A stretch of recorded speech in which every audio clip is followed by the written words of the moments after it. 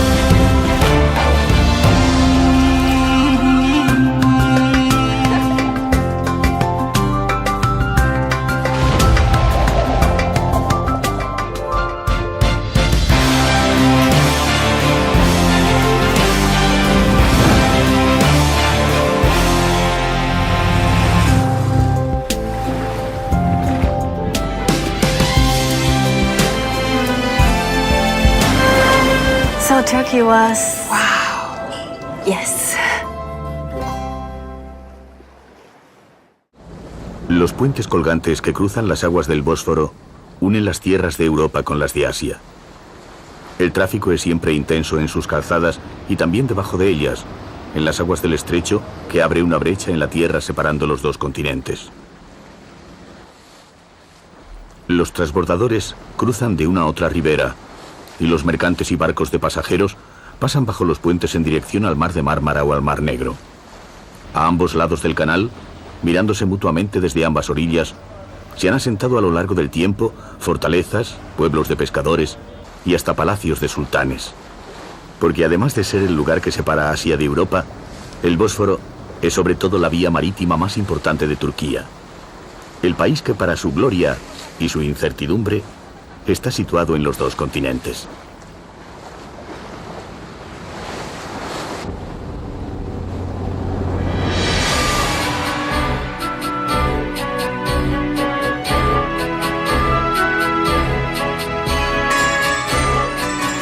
En la boca del estrecho, dando la cara al Mar de Mármara, se halla Estambul. En la actualidad y en la memoria, es la puerta de Oriente para unos y de Occidente para otros. Inexpugnable y deseada a lo largo de los siglos, ha sido destino de todos los viajes. El Bósforo sigue su camino hacia el mar, y a la derecha surge un entrante de agua muy profundo, el Cuerno de Oro, que separa la parte antigua de Estambul de la ciudad nueva, unidas las dos por el puente de Gálata.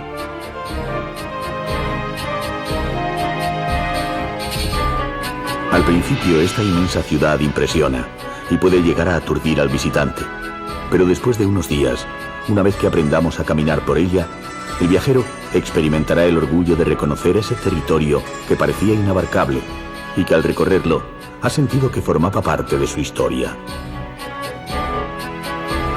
Mira, se ve el Palacio Topkapi, después la Basílica de Santa Sofía y justo enfrente la Mezquita Azul. Por aquí delante se ve también el Bazar de las Especias. Después esta mezquita de aquí es la mezquita de Sulimán el Magnífico y todo esto es el Cuerno de Oro. La verdad es que creo que es una ciudad muy impresionante, pero no solo porque tenga así un skylight muy bonito, sino porque me encanta el movimiento de gente que hay por las calles cuando te pones por dentro de los bazares, por las calles estrechitas, la gente, ver los niños, coger un taxi y simplemente ver la vida de la ciudad es magnífico.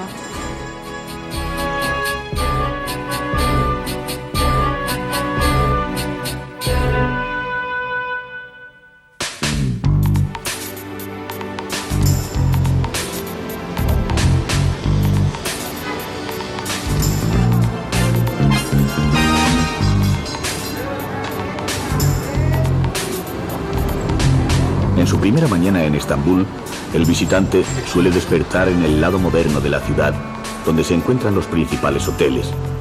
Por eso, su contacto callejero inicial será con la plaza Taksim y la Istiklal Caddesi.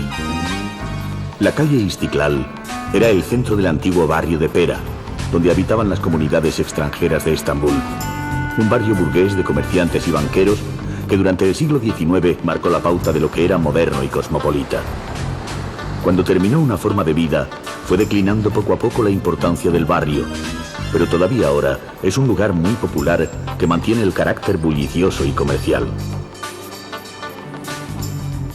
No será difícil entenderse en calles y comercios de Estambul.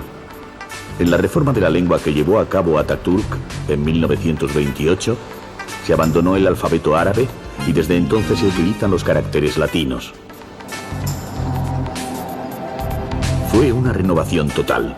Se suprimieron todas las palabras árabes o persas y se elaboró un idioma casi nuevo, que es el turco actual.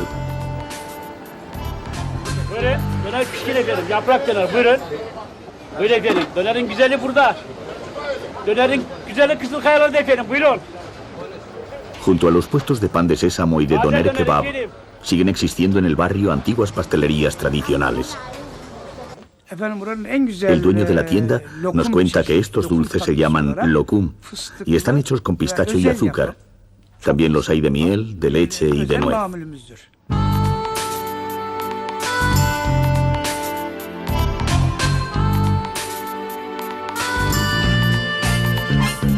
Cogemos un taxi. Es barato y resulta el mejor sistema para trasladarse. Y atravesando una vez más el puente de Gálata, llegamos a la ciudad histórica de Bizancio, de Constantinopla y por fin Estambul.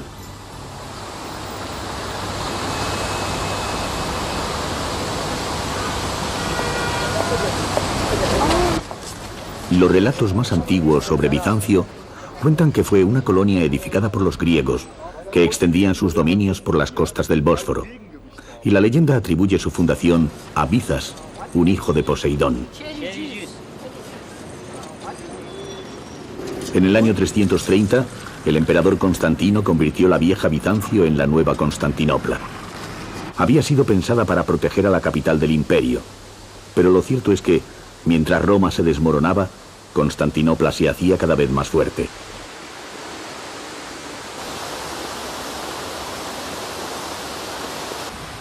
Los bárbaros asolaban las ciudades de Occidente y en Constantinopla crecían los palacios. En el siglo VI, Justiniano consolidó el Imperio de Oriente y en el 532 comenzó la construcción de Santa Sofía. A mediados del siglo XV, los turcos de la dinastía otomana ya eran dueños de casi todo el antiguo imperio bizantino. Solo Constantinopla resistía en su península. En 1453, el sultán Mehmed II emplea todas sus fuerzas en el asedio implacable de la ciudad, que por fin es conquistada el 29 de mayo y se convierte en Estambul. Se cuenta que el sultán entró a caballo en la Catedral de Santa Sofía, que a partir de entonces pasó a ser mezquita. Actualmente, Santa Sofía es un museo, y podría decirse que es el monumento donde mejor se puede estudiar tanto la historia de la represión como la de la tolerancia. Los grandes rosetones con leyendas en árabe tapan la decoración de la antigua catedral y las cruces están arrancadas. Al mismo tiempo, los mosaicos que representaban la figura de la Virgen fueron respetados como reconocimiento a lo que proclamaba otra religión monoteísta, la cristiana, que continuó siendo la creencia de muchos súbditos de los nuevos dueños del imperio.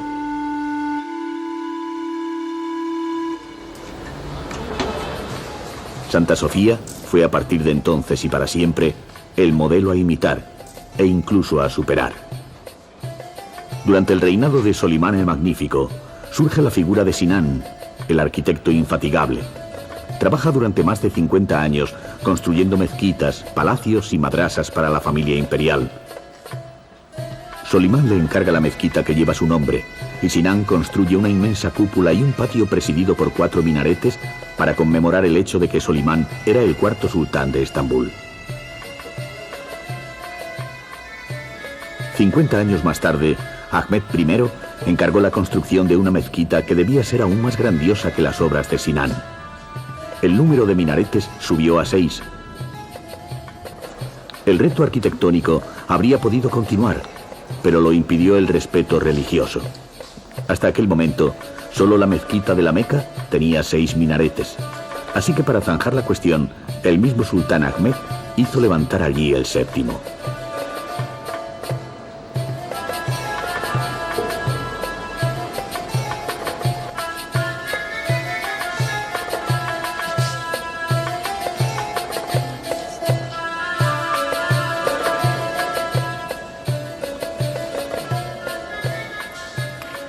Ibrahim coloca su tenderete desde hace años vendiendo gorros a turistas y nacionales. Como él mismo nos muestra, se usan de diferentes maneras. Birinci model bu. İkinci model aynen göründüğü gibi. En este caso, pueden servirnos para cubrir la cabeza antes de entrar en la mezquita. Los no musulmanes tienen permitida la entrada siempre que vayan correctamente vestidos y dejen el calzado fuera.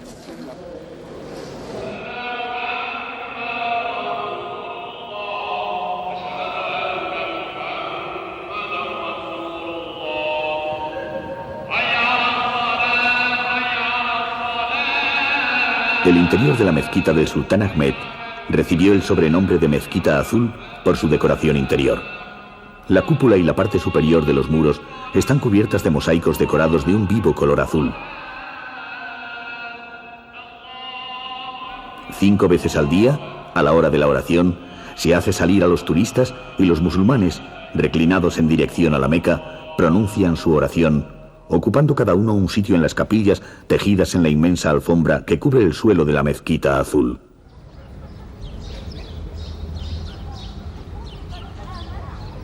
Diez años después de la conquista de Constantinopla, Mehmed II comenzó la construcción del Palacio de Topkapi. Traspasados los patios y las estancias de gobierno, se llegaba al reducto más secreto, el harén. A lo largo de los siglos, cientos de mujeres destinadas por sus familias a la vida del palacio vivieron e intrigaron entre sus paredes con la única compañía masculina de los eunucos y la ambición de llegar a ser la favorita.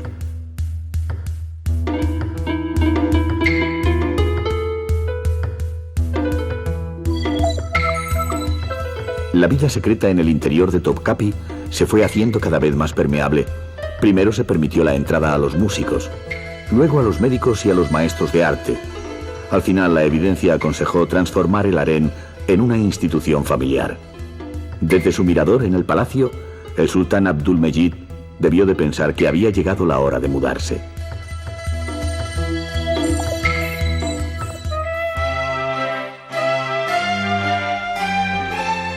A mediados del siglo XIX, los sultanes otomanos cambiaron su residencia al Palacio de Dolmabahce, a orillas del Bósforo.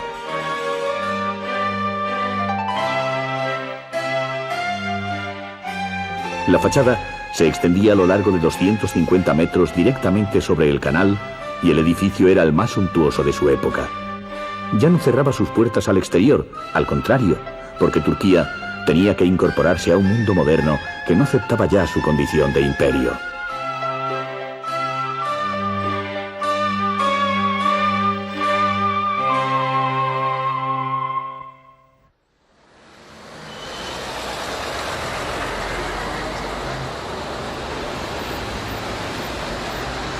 Después de un recorrido por la historia, hay que bajar a la calle y perderse en la marea humana que da forma y vitalidad al Estambul de cada día.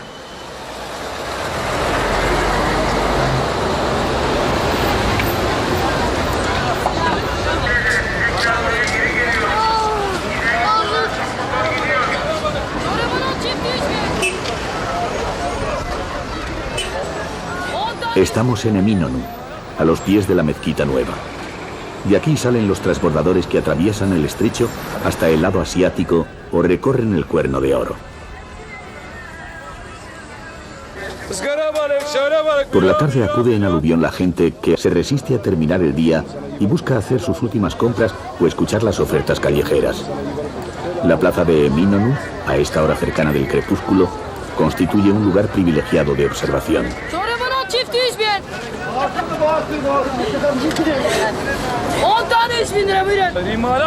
Cuando los otomanos se alinearon con Alemania en la Primera Guerra Mundial y perdieron, el reparto del territorio que hicieron los aliados vencedores estuvo a punto de acabar con el país.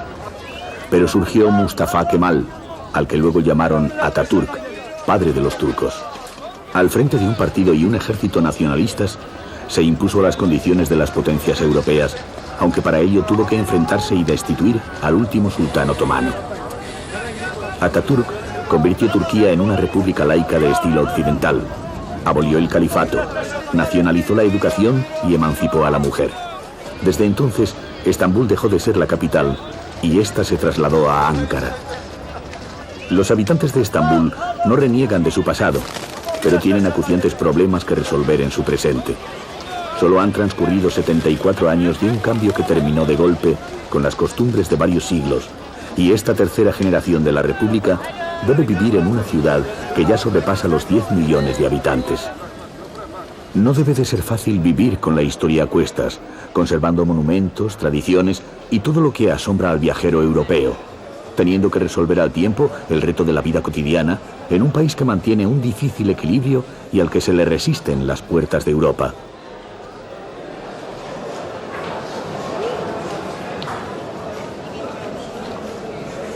El deambular por las calles termina en el Gran Bazar. No es un mercado más del Oriente. El Bazar de Estambul fue el centro del comercio mundial y es una auténtica ciudad cubierta que cobija más de 5.000 tiendas.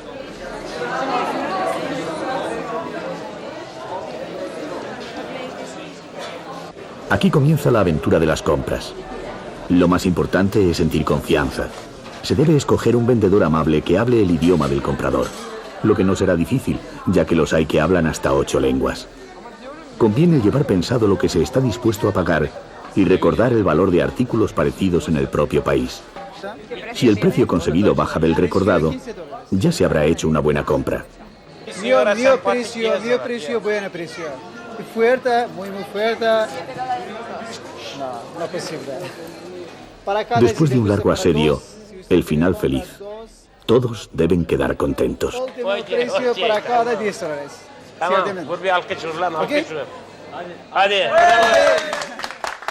Si digo 20.000, claro que no lo compran.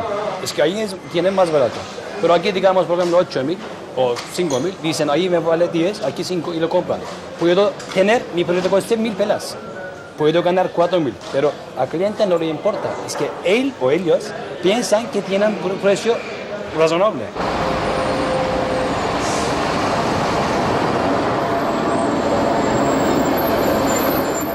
Las casas otomanas eran de madera. Este tipo de construcción sobre pilares y vigas resistía muy bien los seísmos. Sin embargo, sufría el riesgo de los incendios que destruyeron a lo largo de los siglos barrios enteros. Muchas de estas casas del centro de la ciudad están siendo restauradas según los modelos tradicionales.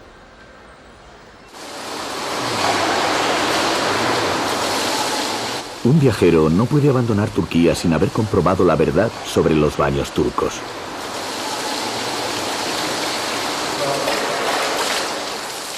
Los hay de hombres y de mujeres, y prometen ser el remedio para cualquier mal.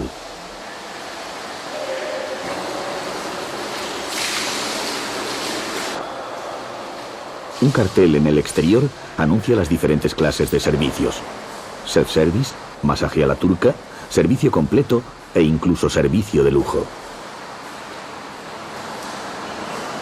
Una vez dentro, no queda más remedio que someterse al tratamiento completo y así averiguar si es cierta su eficacia como revitalizante de todo el organismo.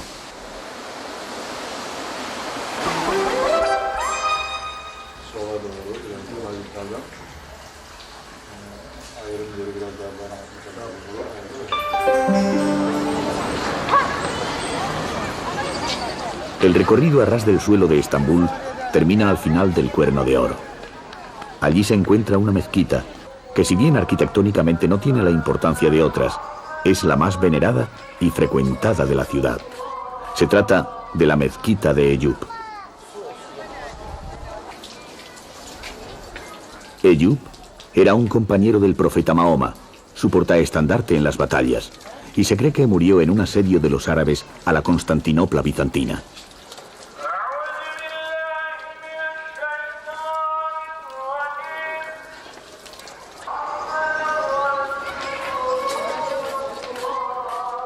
Los habitantes de Estambul acuden habitualmente a Eyüp cada vez que tienen que celebrar una circuncisión, una boda o cualquier otro acontecimiento de importancia. El visitante que se acerque hasta aquí podrá contemplar, sin el habitual alboroto de los lugares más turísticos, una parcela de la vida de Turquía en la serenidad del ambiente que rodea este lugar.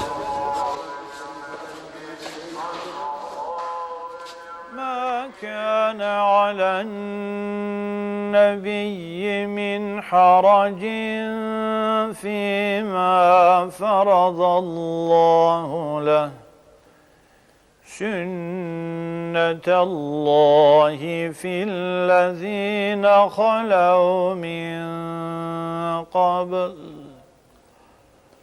وكان أمر الله قدرا مقدورا. En la colina que se levanta sobre la mezquita de Eyüp está el café que frecuentaba el escritor Pierre Loti. Quizá no sea el panorama más bello, pero evoca la ciudad que amaron los visitantes de los viejos tiempos, cuando constituía el lugar de obligado encuentro para todos los viajeros que iban hacia Oriente, y la lista de correos de Estambul era su último destino conocido.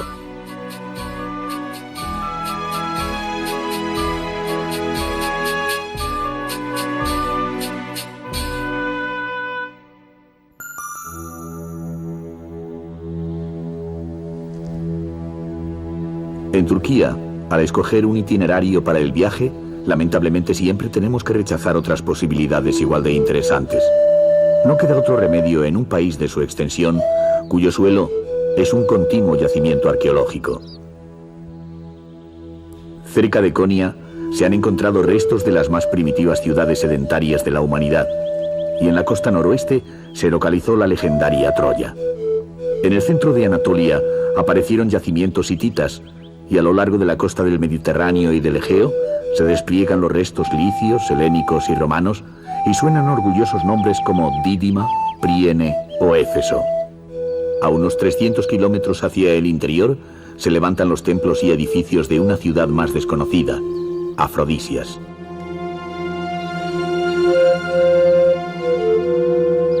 Ciudad olvidada desde la decadencia bizantina, no se sabía mucho de ella hasta que comenzaron las excavaciones a principios de siglo. Sacarla a la luz a partir de los años 60 fue obra del arqueólogo turco Kenan Erim. Al morir, quiso seguir allí, a la sombra de los árboles que rodean el templo de Afrodita.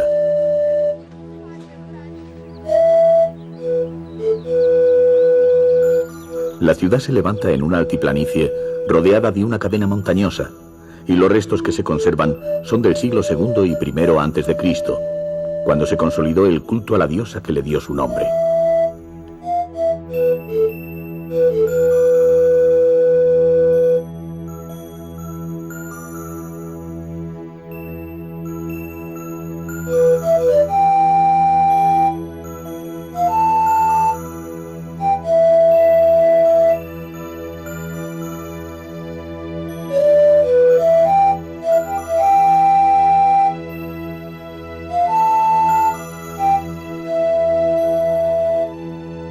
En el siglo II, Afrodisias consiguió la autonomía de Roma y vivió tiempos de esplendor, como demuestra el gran estadio que tenía cabida para 30.000 espectadores, y es sin duda la estructura de este tipo que mejor se conserva en el Mediterráneo.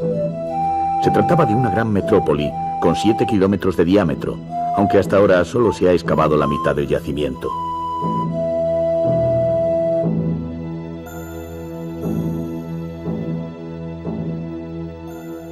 Afrodisias fue una población de artistas. Las mejores canteras de mármol del país estaban en sus montañas, y sus escultores creaban obras que luego se han encontrado diseminadas por Grecia e Italia.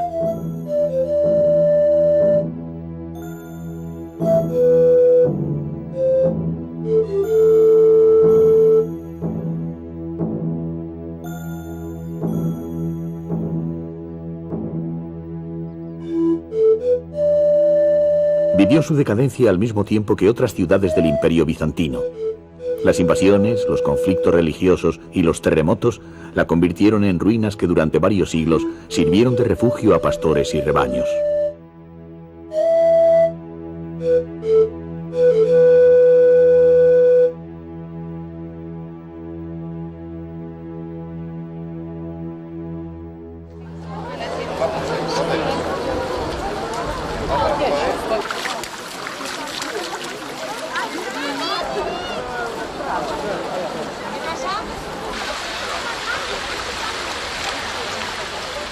No lejos de Afrodisias se encuentra un lugar que ha necesitado muchos siglos para llegar a ser como lo vemos hoy, la montaña de Pamukkale.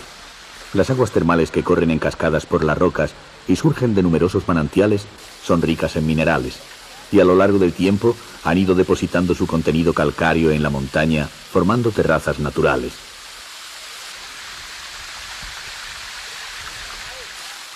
Estas aguas se conocían desde la antigüedad, y fue Athos, el rey de Pérgamo, el primero en fundar junto a ellas una ciudad que llamó Hierápolis, en honor a su esposa Hiera, que fue la pionera de una larga serie de visitantes domingueros a estos estanques de agua caliente y benefactora.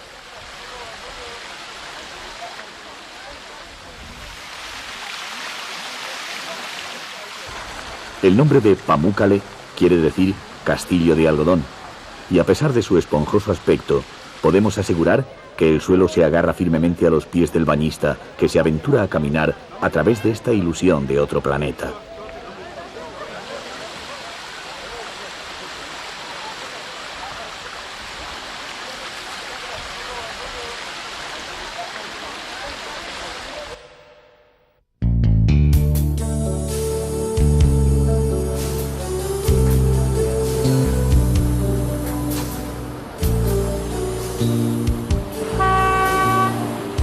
En Turquía es fácil llegar al mar. Lo difícil es escoger a cuál. No será igual viajar por las indómitas costas del Mar Negro que recorrer la vía de comunicación que es el Mar de Mármara. Mientras que visitar el Egeo es como hacer un curso de submarinismo en la cultura. Quizás sin tanto protagonismo, el Mediterráneo baña toda la orilla sur, desde la cosmopolita ciudad de Bodrum hasta la frontera con Siria. En esta prolongada costa hay una región que llama la atención del viajero a la primera mirada que dirija un mapa. Es un saliente redondeado entre Fethiye y el sur de Antalya, donde aparecen nombres que nunca antes hemos oído pronunciar. Oludenis, Mira, Kekova.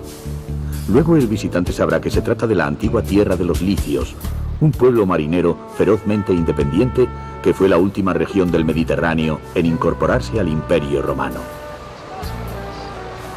El primer centro de vacaciones de la zona es Kemer, todavía sin turismo a gran escala, pero donde ya llegan alemanes, rusos y nórdicos dispuestos a descubrir el litoral y los vestigios, casi escondidos en la arena y encaramados en las rocas, de la civilización que se hizo fuerte en estas costas.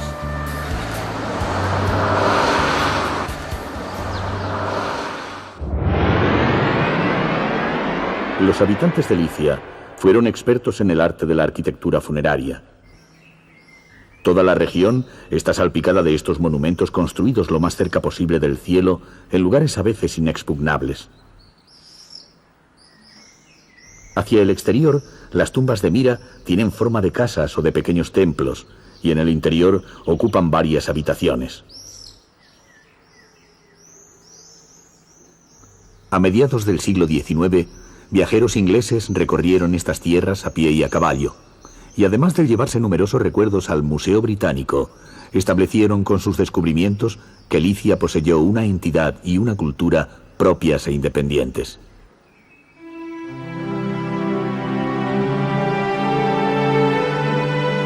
A medio camino entre Mira y la próxima ciudad de Kars, sale la tortuosa carretera que llega hasta Uchaiz, un pueblo en la costa del estrecho de Kekova. Las antiguas casas de pescadores se mantienen tal como siempre han sido, pero empiezan a albergar tímidamente tiendas para el turista y restaurantes de pescado fresco. En el puerto es posible alquilar una barca con patrón para recorrer el estrecho.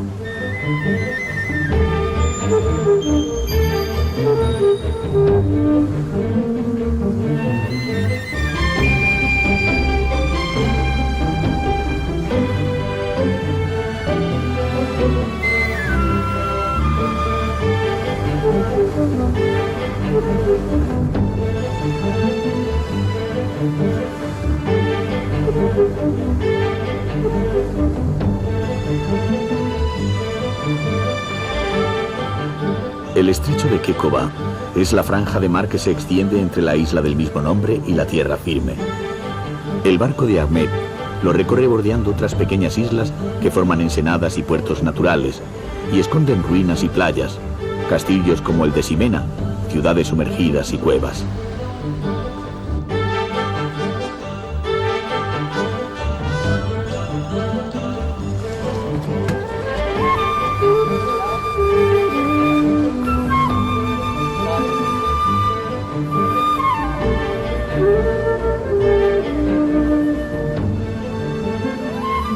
Encaramadas a las rocas que se precipitan directamente sobre el agua, aparecen otras sepulturas de la arquitectura funeraria licia. En este caso, las tumbas tienen forma de barca invertida. Sus constructores, al fin y al cabo marineros del Mediterráneo, quizá pensaron que en la otra vida seguirían viviendo frente a la placidez de su mar y les sería útil tener la barca a mano.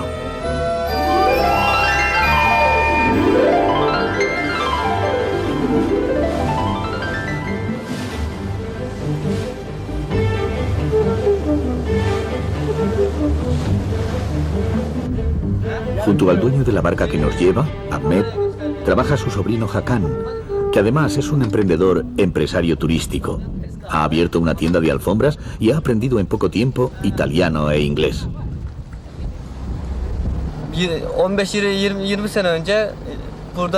Hakan nos cuenta que hasta hace 15 o 20 años no había en su pueblo ni agua, ni luz, ni teléfono. Pero desde que se abrió la carretera han comenzado a llegar los visitantes y la región ha progresado mucho. Hakan no tiene miedo a que el lugar pierda su encanto, ya que desde 1974 está bajo la protección de una ley de defensa de espacios naturales e históricos. Bordeando la isla de Kekova, se pueden ver los restos de una antigua ciudad sumergida en el agua a consecuencia de un seísmo, que pudo suceder en el siglo V o VI antes de Cristo. Seguramente entonces Kekova no era todavía una isla, sino que fue desgajada de la tierra firme por culpa de aquel terremoto.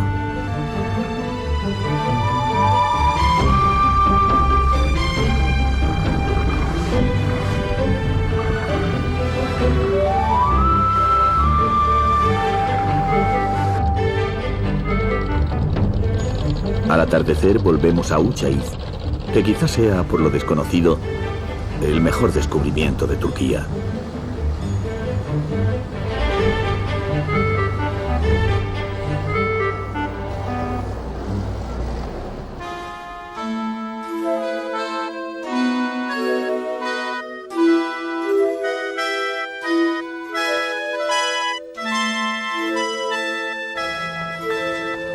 El itinerario continúa hacia el oeste hasta llegar a Kars. La villa tiene un aire de pueblo griego, ya que sus habitantes eran de esa nacionalidad hasta el año 1923, cuando se intercambiaron las poblaciones entre Grecia y Turquía. Kars podría llevarse el premio al pueblo mejor engalanado. Es de agradecer el cuidado con el que decoran las fachadas de las casas restauradas, haciendo de una calle comercial una delicia de paseo.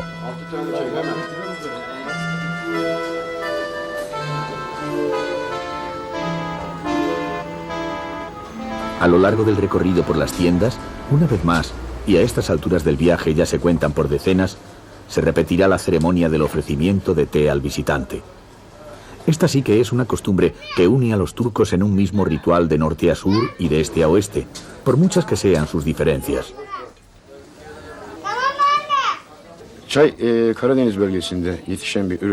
El comerciante que ha ofrecido la bebida nos cuenta que el té de Turquía se cultiva en la zona del Mar Negro y es el principio de cualquier relación, ya que se ofrece como símbolo de hospitalidad y deseo de acercamiento.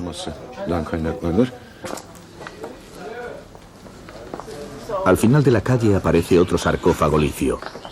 Las crónicas de los viajeros ingleses del siglo pasado cuentan que había en esta ciudad y sus alrededores hasta 100 sarcófagos, y aunque ya no quedan tantos, algunos siguen esperando con su barca de piedra la vuelta al mar de su ocupante.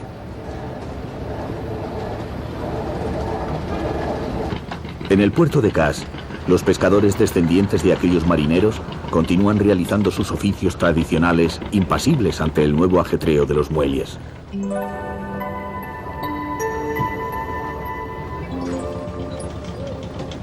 Esta costa de Licia, que muchas veces es más fácil de conocer en barco que por tierra, es un auténtico paraíso de la navegación de recreo. En barco propio o ajeno, caro o barato, siempre habrá un crucero organizado o un pescador dispuesto a llevar al viajero a conocer todos sus rincones.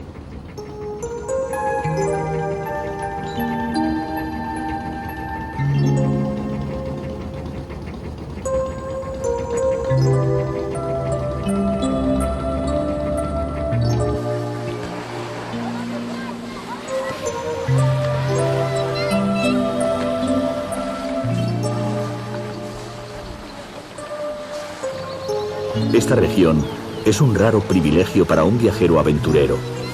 Las rutas turísticas apenas se han puesto en marcha todavía, pero ya están suficientemente señalizadas para facilitar la orientación y permiten el descubrimiento de playas de agua lisa, sin olas, de un increíble color turquesa y de ruinas esparcidas en lugares inimaginables.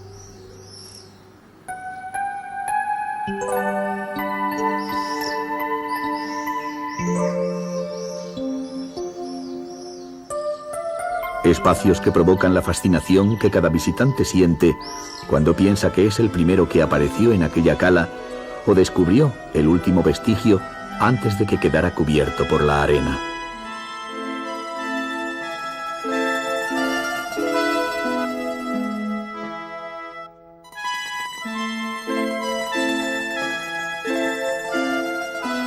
El final del recorrido es la ciudad de Fethiye. Cuando la bruma de la mañana se levanta, descubre, colgadas de la montaña, las tumbas que son el símbolo de esta tierra, que ya no es tan difícil de recorrer como cuando los viajeros ingleses lo hicieron a lomos de caballo, volviendo a dar a conocer al mundo una región que durante muchos siglos había sido únicamente una frontera.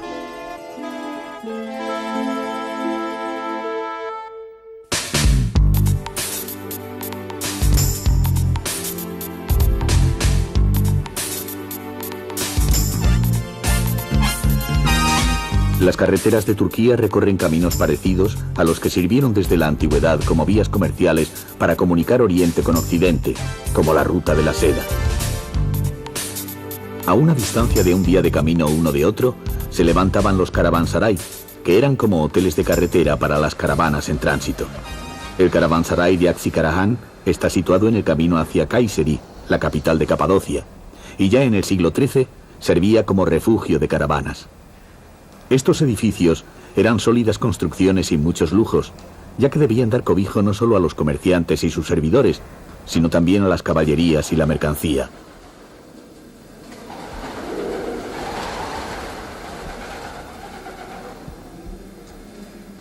Los muros exteriores de la construcción no tenían ventanas hacia afuera, y al oscurecer se cerraba la puerta que suponía la única entrada al edificio.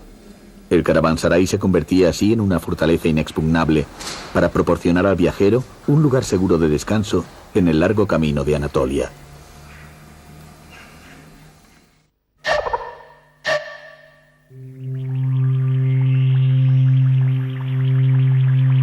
A la hora de elegir para el viaje un itinerario en la zona central de Turquía, las imágenes de las tierras de Capadocia son un reclamo inevitable para el viajero.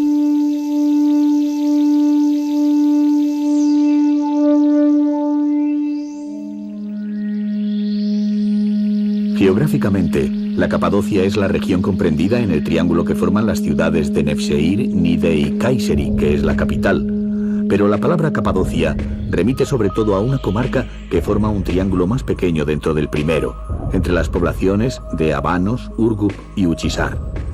Es una zona de geografía atormentada, un territorio cerrado que ha ido escribiendo su propia y particular historia, y donde a lo largo de los siglos se refugiaron los proscritos, los perseguidos y todos los buscadores de silencio.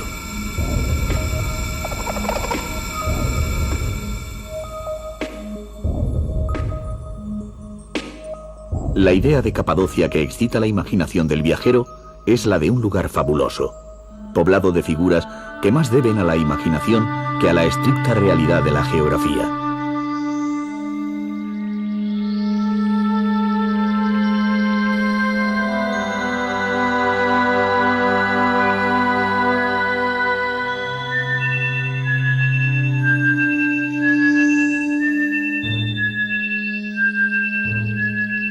Pasear por la Capadocia cumple la expectativa de haber llegado a un paraje único en el mundo, donde se recortan contra el cielo formas que hasta entonces solo se conocían en sueños.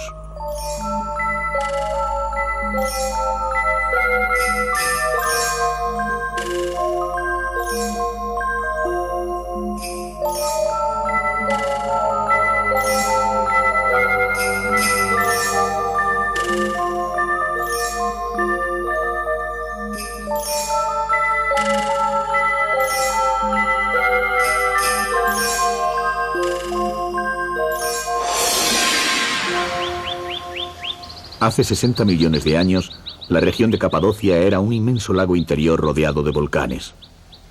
Las capas de residuos más cercanas al cráter de un volcán son de basalto.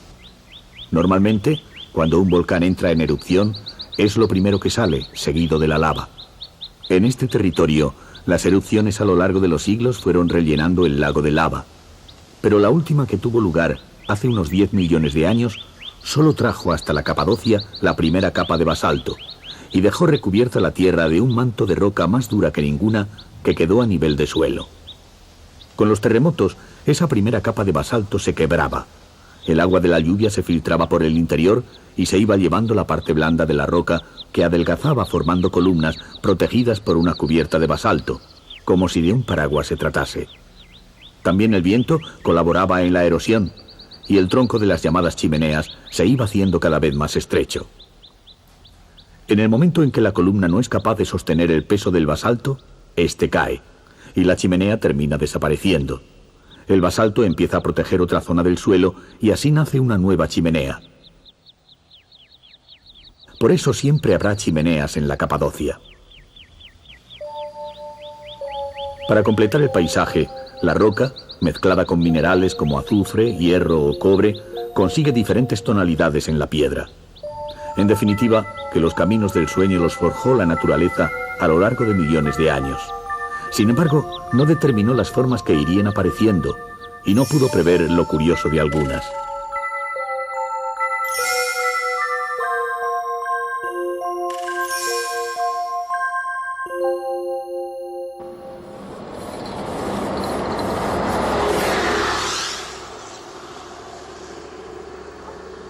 Los relieves de la Capadocia no son solamente un paisaje. Los habitantes de la zona han utilizado desde siempre sus entrañas para refugiarse o simplemente para habitar en ellas, horadando la piedra porosa. No se sabe de cuándo datan las primeras excavaciones, pero lo más seguro es que fueran utilizadas sucesivamente por las civilizaciones que ocuparon estas tierras, incluso desde los hititas y los persas, que se fueron transmitiendo la herencia de unos a otros.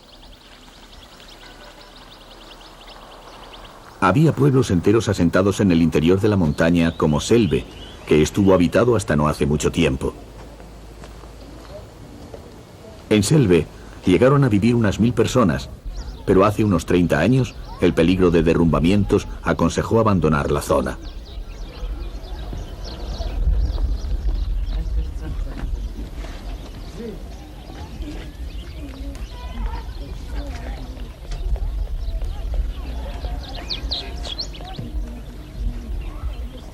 Ya en época más cercana, comenzó la ocupación religiosa de los recovecos volcánicos.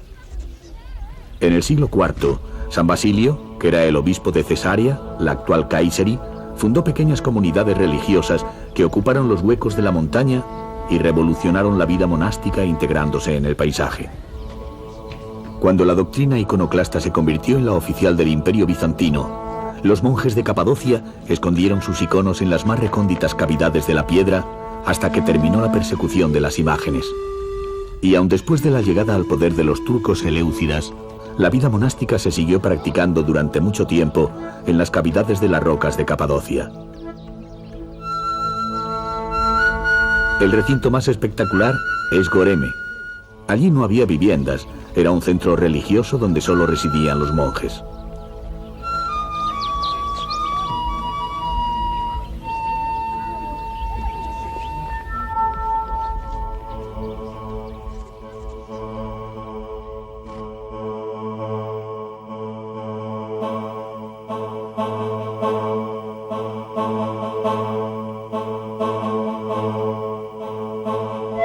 En Goreme hay iglesias señalizadas y de fácil acceso, pero para llegar a otras habrá que pedir a un guía experto que nos acompañe o asumir el riesgo de perderse antes de encontrarlas.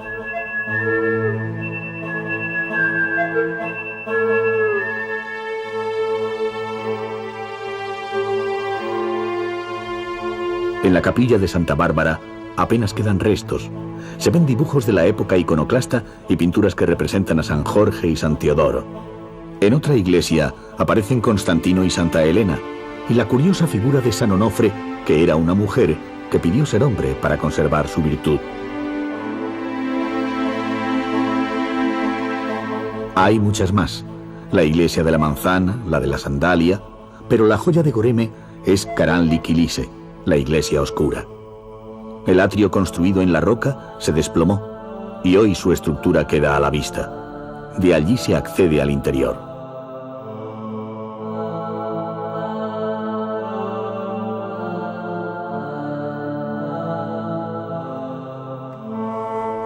Ha estado cerrada para la restauración de sus frescos durante mucho tiempo y actualmente los visitantes pueden verla pagando una entrada que por sí sola vale tanto como la que da acceso a todo el resto del museo de Goreme.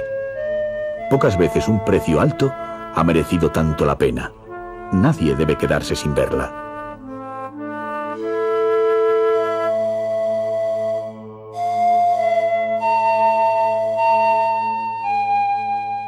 Contemplando los frescos de Karanlik, la ternura invade el pensamiento al imaginar a aquellos personajes enfrascados en la pintura minuciosa de las paredes de una cueva oscura que nos guardaría su regalo a través de los siglos, ajena a las convulsiones que sucedían fuera.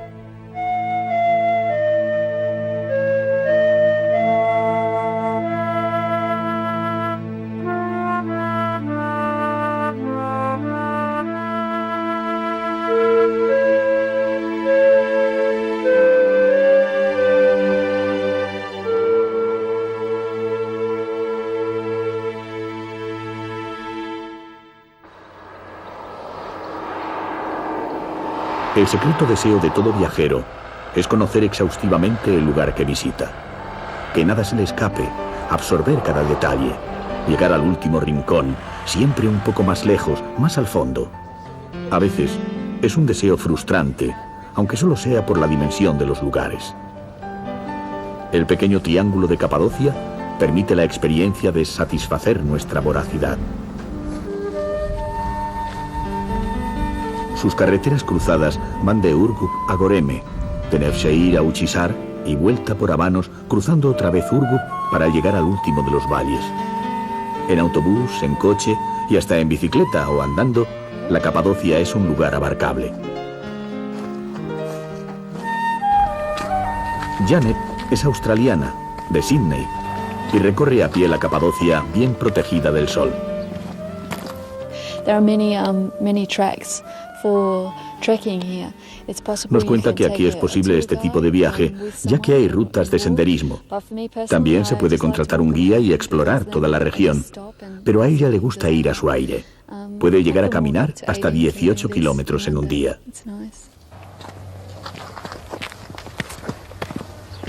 El matrimonio Benders viene de Austria y son expertos en el viaje en caravana. Piensan que es la mejor manera de conocer esta zona para acercarse a sus costumbres y establecer contacto con la gente.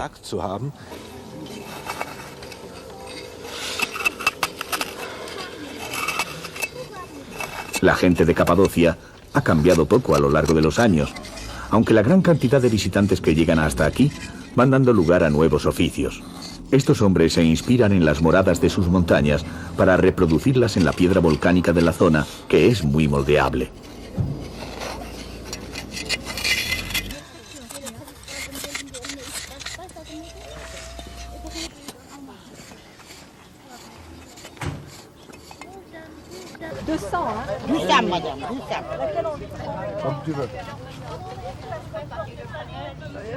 Los puestos de muñecas ofrecen su mercancía y las mujeres que las hacen en invierno para venderlas en verano cuentan cómo las fabrican.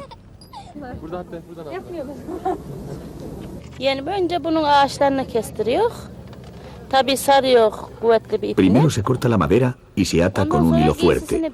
Se la viste con un traje tradicional de esta parte de la Anatolia central. Después se pinta la cara sobre una chapa de botella y se coloca la madeja de lana con la que trabaja.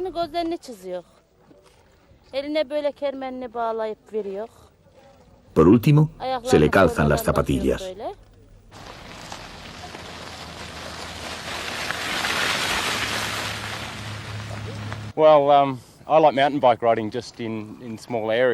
Michael es de Melbourne y nos dice que le gusta la bicicleta para recorridos cortos, así que lo que hizo fue llegar hasta aquí y alquilarla.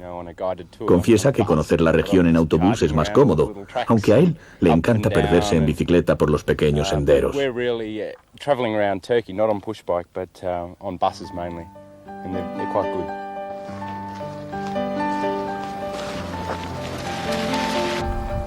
Todos los itinerarios terminan el día en algún lugar desde el que los viajeros, sea cual sea la forma en que han llegado hasta allí, puedan contemplar los últimos rayos del sol sobre esta tierra surrealista.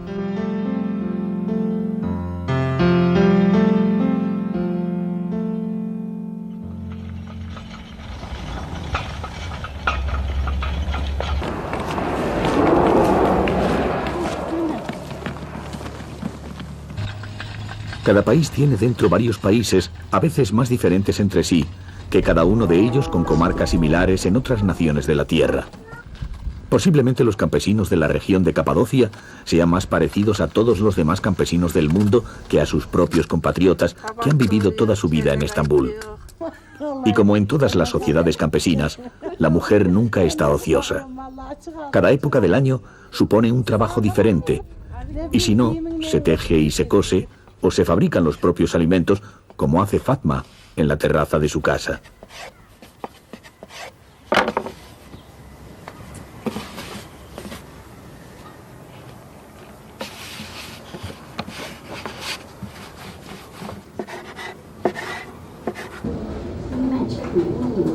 También son las mujeres las que tejen las alfombras a lo largo y ancho de Turquía.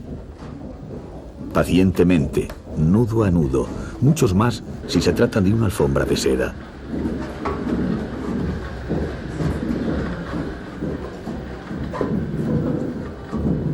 La especialidad es el nudo turco, que da 2 vueltas.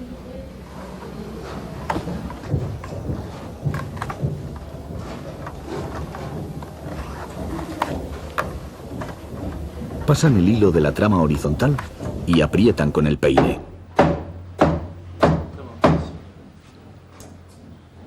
Si observamos bien las líneas de una alfombra, podremos desentrañar el estado de ánimo de la mujer que la anudó a lo largo de interminables días e incluso de meses.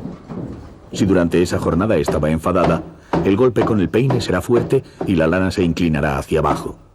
Si estaba melancólica o soñadora, dará menos énfasis al movimiento y las líneas de los nudos dibujarán una onda hacia arriba.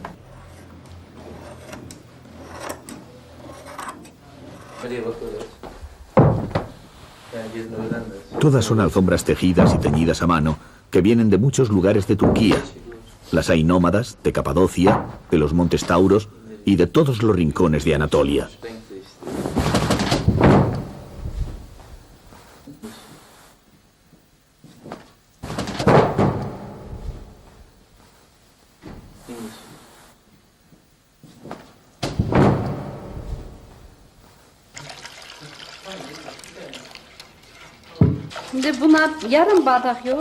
Fatma prepara como despedida una jarra de airán y explica cómo se hace. Se pone un vaso de yogur en un recipiente y se mueve hasta diluirlo. Después se le añade un vaso de agua y una pizca de sal y se sigue removiendo.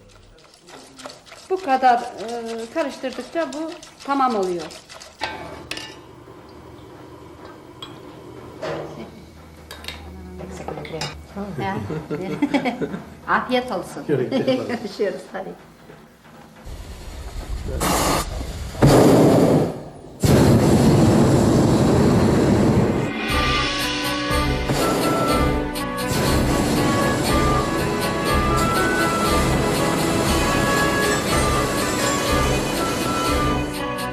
Una vez que a pie, en coche o bicicleta, se domina la Capadocia desde el suelo, solo queda verla desde arriba.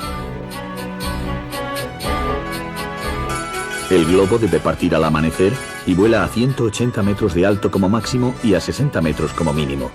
Desde esa mediana altura, a una distancia que no es de avión ni de la cima de una montaña, sobrevolando estas imágenes de sueño, rememoramos el clamor de las calles de Estambul, donde empezamos el viaje, que pertenecen al mismo país que este silencio, una nación en la encrucijada, igual que muchas veces en su historia, que hace oír su grito y su paciencia, su clamor y su silencio.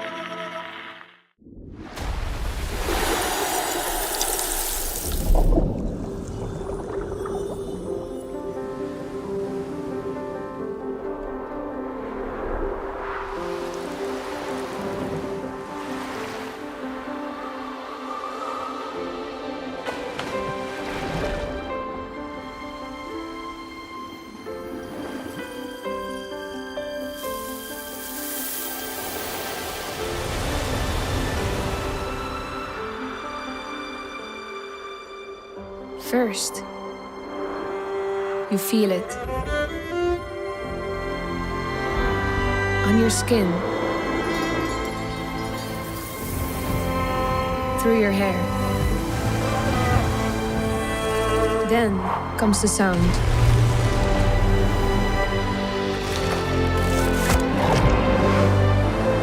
It's the sound of endless possibilities. The possibility to move forward.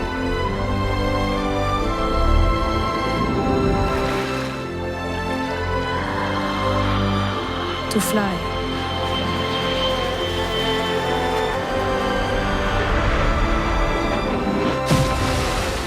To be free.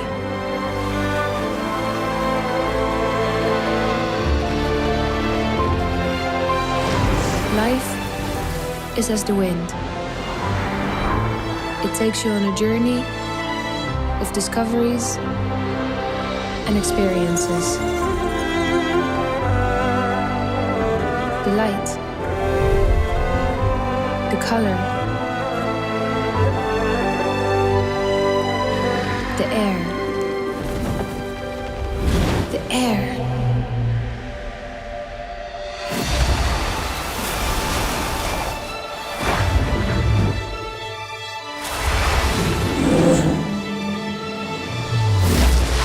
Every journey begins with a small step and a bigger purpose.